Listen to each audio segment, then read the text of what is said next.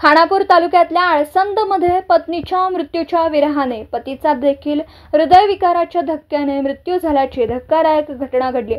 सुनीता थोरात आणि धनाजी थोरात असं पती पत्नींची नावे। धक्कादायक बाब म्हणजे पत्नीच्या रक्षा विसर्जनाच्या दिवशीच पती धनाजी थोरात यांचा मृत्यू झाला। काही दिवसांपूर्वी सुनीता थोरात यांचे अल्पशा आजाराने निधन झालं होतं। धक्कादायक बाब म्हणजे पत्नीच्या रक्षा विसर्जनाच्या दिवशीच पती धनाजी थोरात यांचा मृत्यू झाला। काही दिवसांपूर्वी सुनीता थोरात यांचे अल्पशा आजाराने निधन झालं होतं। पत्नीच्या अकाली जाण्याचा धक्का पती थोरात यांना सहन झाला नाही। यातून त्यांना हृदयविकाराचा झटका आला, त्यामुळे त्यांच्यावर रुग्णालयात उपचार सुरू होते। दरम्यान 6 ऑगस्ट रोजी सुनीता थोरात यांचा रक्षा विसर्जन पार पडणार होता।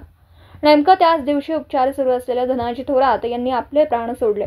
अवघ्या 2 ते 3 दिवसांच्या अंतरात पती पत्नीच्या झालेल्या मृत्यूच्या घटनेने हळहळ व्यक्त होतीये।